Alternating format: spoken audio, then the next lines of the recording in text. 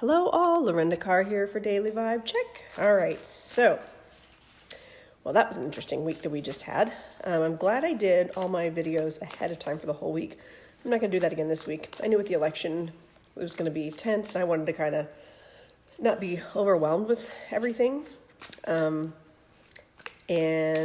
so it is what it is. Things have played out, and hopefully we can get moving forward as a country and get things healing. So let's see what Spirit wants us to know for our greatest and highest good today. What is the overall vibe? So now keep in mind, when I do these readings, while they might seem very, very personal, very tailored to you, keep in mind they're just an overall vibe. Or if you see one and go, what the heck is she talking about? Like, none of this makes sense. None of this specific things make sense to me. Well, a lot of times I'll give examples of how things can play and give an overall vibration, of an overall feeling. So like when you read your horoscope, it's not going to be like, and you're going to meet the man of your dreams today, and he's going to be 5'10" and way out. It's nothing like that. It's, today is an actual good day to connect with other people, and you might be lucky enough, if your vibration's high enough, to connect with someone that is good for you. So it's more of truly a vibration feeling. And so let's see what the overall feeling for today is. Okay. All right. Two of Wands reversed is the first card. The Wheel reversed. And the Queen of Pentacles. Okay, so let's do an oracle card here.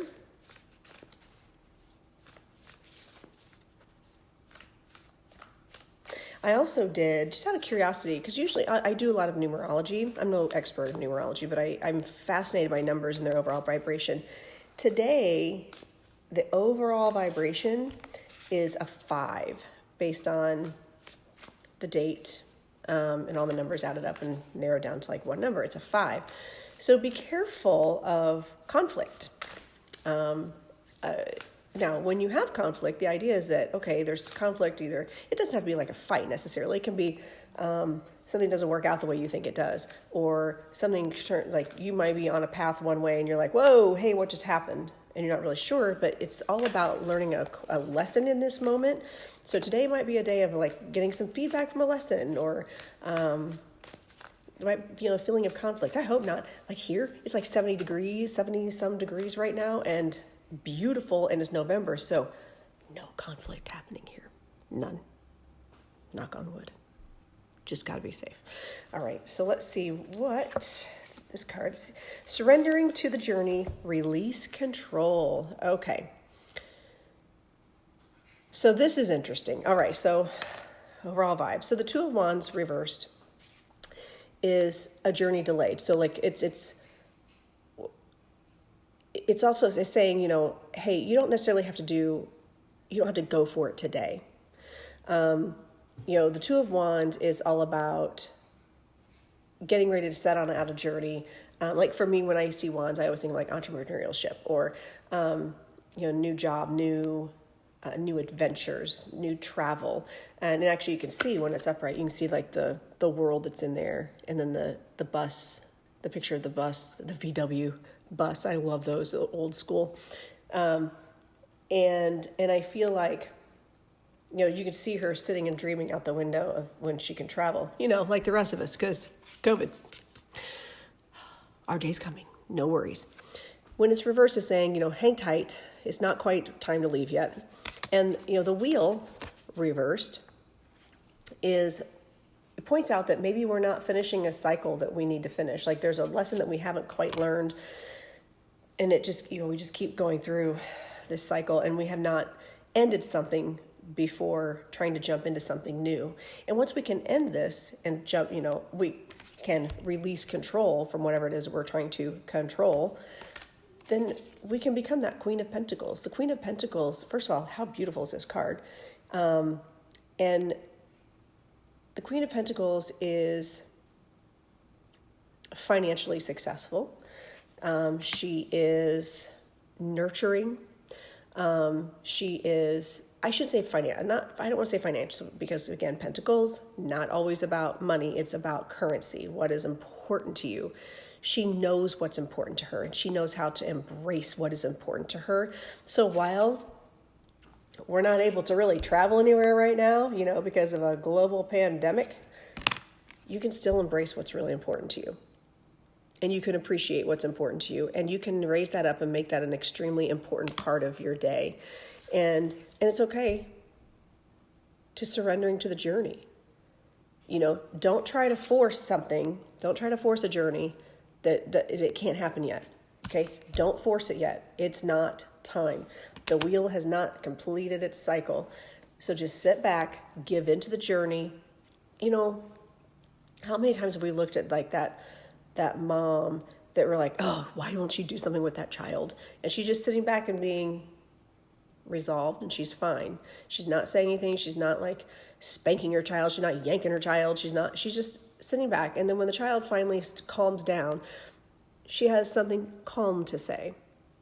And sometimes it works, sometimes it doesn't. But in the long run, that child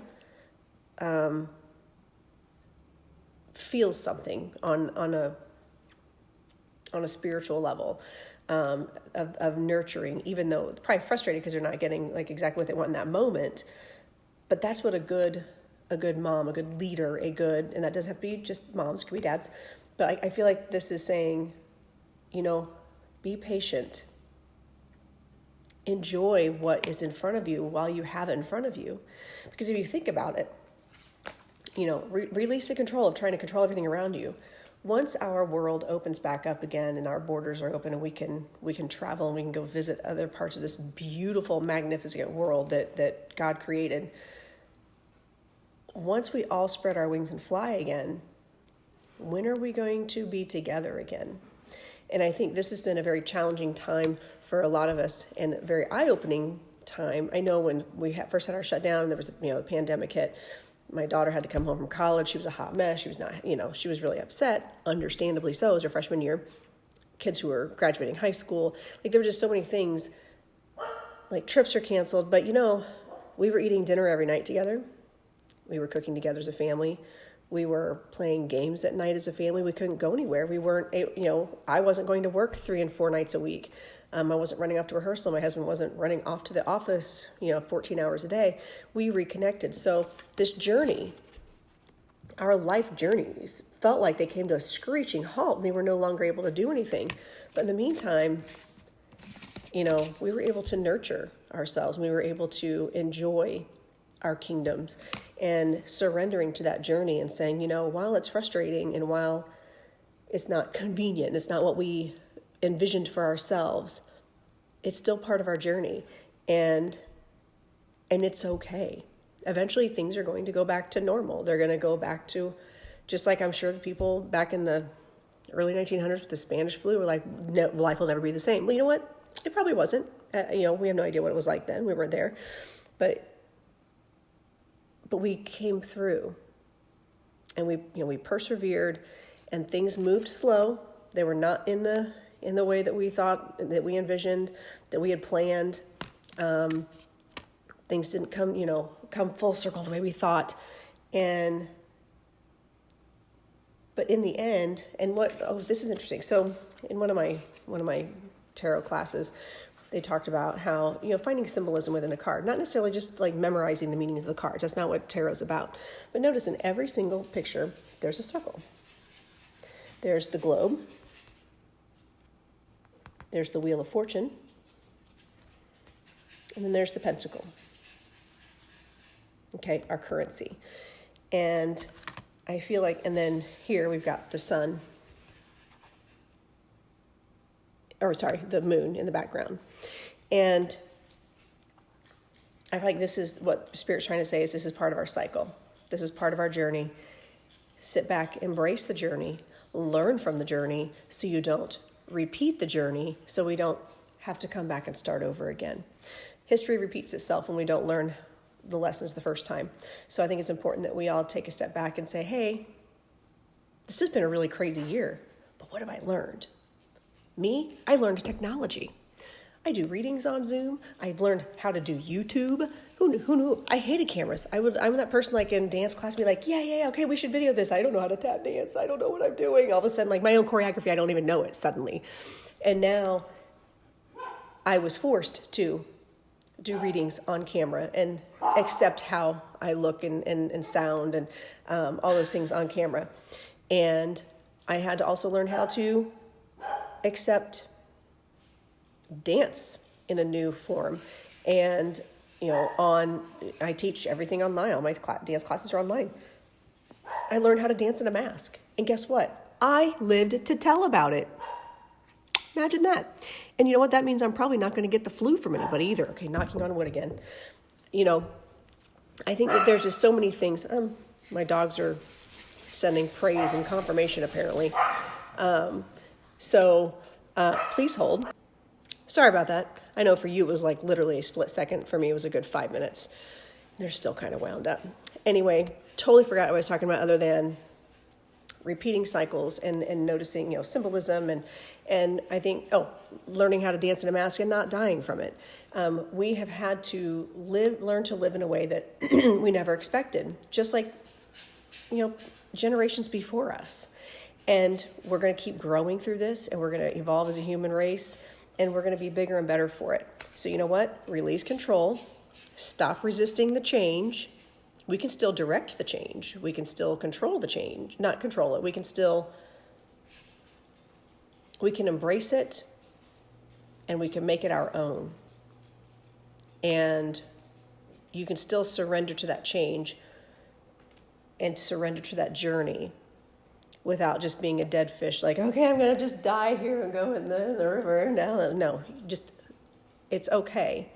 It's okay to have feelings. It's okay to say, I would love to be traveling to Florida this weekend, but I can't.